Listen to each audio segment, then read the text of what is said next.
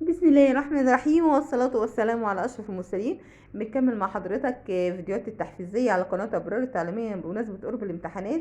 ازاي تحافظ على إنجازك طول الأسبوع لو انت عملت حاجة كويسة طول الأسبوع، زي ان انا احافظ على نفس المستوى. أول حاجة نبتدي نخطط ونكتب المهام اللي احنا المفروض هنعملها في الأسبوع الجاي ونرتبها حسب أهميتها.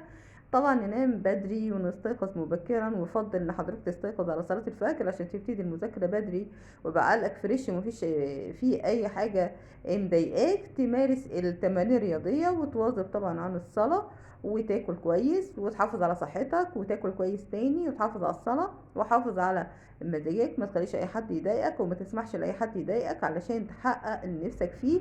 وطبعا اهم حاجة المسؤولية والبعد عن التسويف. تكتب كل الحاجات اللي انت عايز تعملها كلها في اجندة كده، او تكتبها وتحاول تنفذ منها قدر الامكان. وبعد ما تعمل الحاجة اللي انت عايزها وتحقق هدف انت كنت بتحلم بيه، تكافئ نفسك. طبعا انجازات انت عملت، كنت راجل وكنت قد المسؤوليه، فلازم تكافئ نفسك بقى باي حاجه بتحبها تشتريها لنفسك. يبقى انت كده احتفلت بنفسك وعلى نفسك وحافظت على مستواك. والسلام عليكم ورحمه الله وبركاته.